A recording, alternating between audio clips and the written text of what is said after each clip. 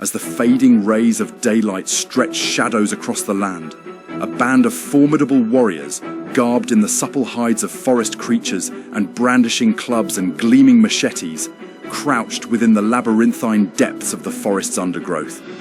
Their presence, concealed amidst the thick foliage, bespoke an ominous purpose: to ensnare the unsuspecting village nestled beneath the gentle slope of the hill. In this verdant valley, where the nourishing waters nurtured lush pastures, providing sustenance for the village's livestock, their intent loomed with a palpable sense of foreboding. Hidden amidst the verdant embrace of the forest, the members of the squad remained motionless, their forms melding seamlessly into the lush foliage that surrounded them.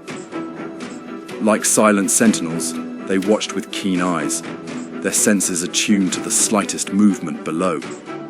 At their forefront stood Bjorn, a sturdy figure beside the seasoned warrior Sir Leif Winterborn, their presence shrouded by the protective veil of a sturdy birch tree.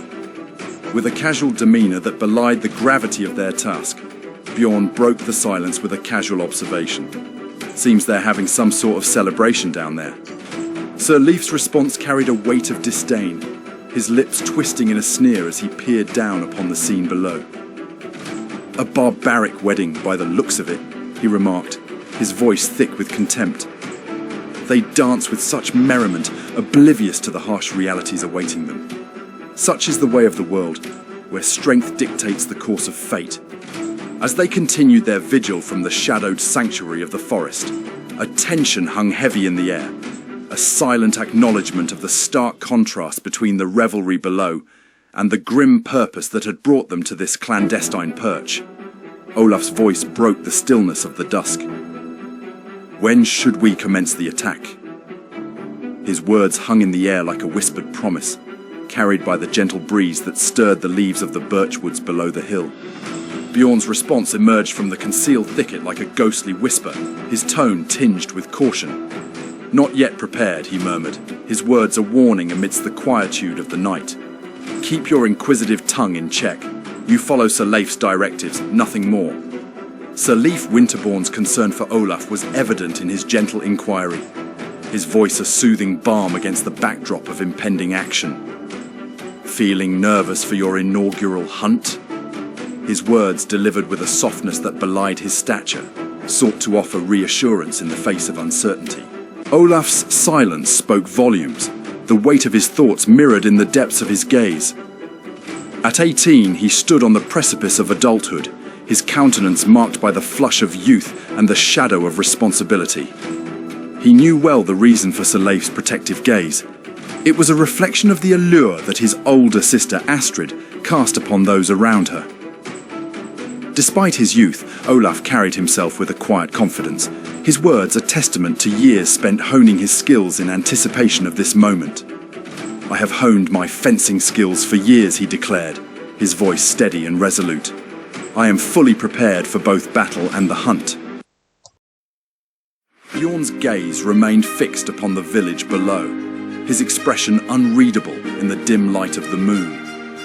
Yet, his words carried a hint of amusement, a subtle reminder of the gravity of the task at hand. "Battle is no child's play," he quipped, his tone tinged with a mixture of jest and solemnity. Sir Leif's response was measured, his smile enigmatic in the shifting shadows. "Olaf is a skilled fighter," he remarked, his words carrying a note of prophecy. "Tonight, he will partake in the thrill of battle and the spoils of the hunt."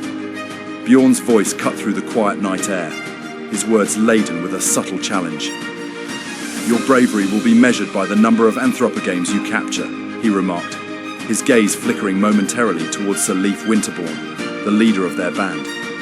In the dim glow of the moonlight, Olaf's expression twisted with disbelief as he stared at Bjorn, his eyes widening with incredulity. How could you discern that?" he questioned, his voice barely a whisper against the backdrop of the sleeping village. Sir Leif's breath caught in his throat as he surveyed the shadowed expanse of the village below, his senses attuned to the slightest hint of movement. "Bjorn possesses the keen senses of an eagle, the acute olfactory capabilities of a dog, and the sharp hearing of a wolf," he explained, his tone edged with admiration for his companion's uncanny abilities. "Let us proceed and apprehend these savage anthropogames," he urged, his voice carrying a note of determination as they prepared to embark on their daring mission into the heart of the unknown.